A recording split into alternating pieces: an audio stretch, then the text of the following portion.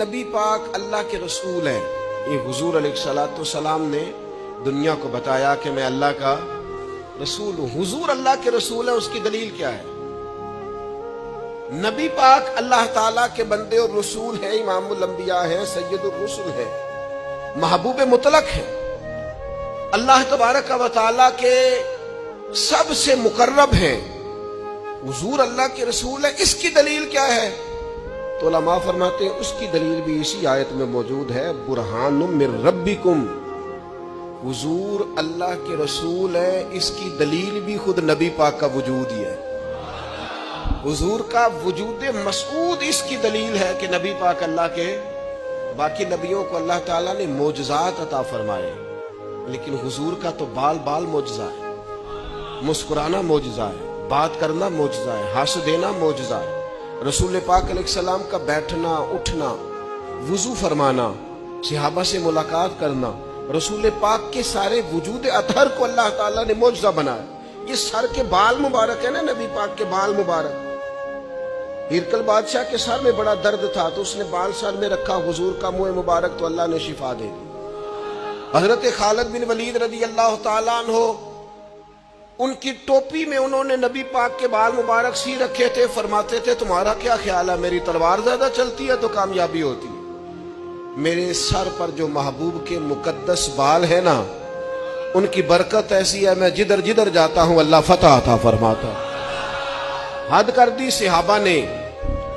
حضرت عمر بن العاص رضی اللہ تعالیٰ عنہ، آپ نے تو حضور کے مقدس بال مبارک سنبھال کے رکھے ہوئے تھے، فرماتے تھے جب میرا انتقال ہو جائے نا تو میرے کفن میں رکھ دینا۔ پس مردن فرشتوں نے جو تلاشی لی تو کیا نکلا؟ میں مر گیا، میرے مرنے کے بعد فرشتے آئے، میرا کفن ٹٹولنے لگے، انہیں کیا ملا؟ پس مردن فرشتوں نے جو تلاشی لی تو کیا نکلا؟ فقط ایک دل کے گوشے سے خیال مصطفیٰ نکلا صلی اللہ تعالی علیہ وسلم۔ حضور کا خیال ہی تھا، بس وہی نکلا۔ حضرت ثابت بنانی رضی اللہ تعالیٰ عنہ حضرت انس بن مالک کے شاگرد ہیں، وہ فرماتے ہیں کہ حضرت انس بن مالک صحابی رسول 10 سال حضور کی خدمت میں رہنے والے، جب ان کا وقت وصال آیا تو کہنے لگے فلاں بیگ کھولو گے، اس میں فلاں کپڑا خوشبو والا نکلے گا، اس کے اندر میں نے حضور کے کچھ بال مبارک، کچھ ناخن مبارک رکھے ہوئے ہیں، وہ نکال کے لانا اور میرے کفن میں رکھ دینا۔ ہم لحد میں عشق رخ شاہ کا داغ لے کے چلے، اندھیری رات سنی تھی سو چراغ لے کے چلے۔ ہم نے یہ چراغ سنبھالے ہیں نا جو ہماری قبروں میں روشنی کریں گے۔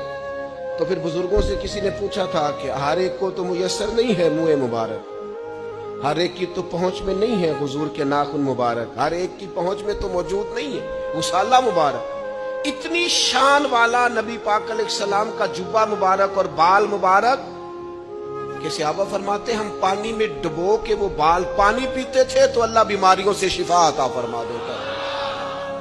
وجود ہی سارا دلیل کامل ہے۔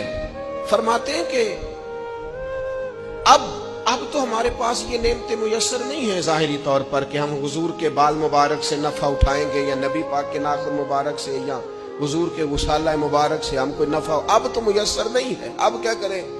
تمہارے بزرگ فرماتے ہیں اس کا بھی حل ہے نا، عشق سرکار کی ایک شمع جلا لو دل میں۔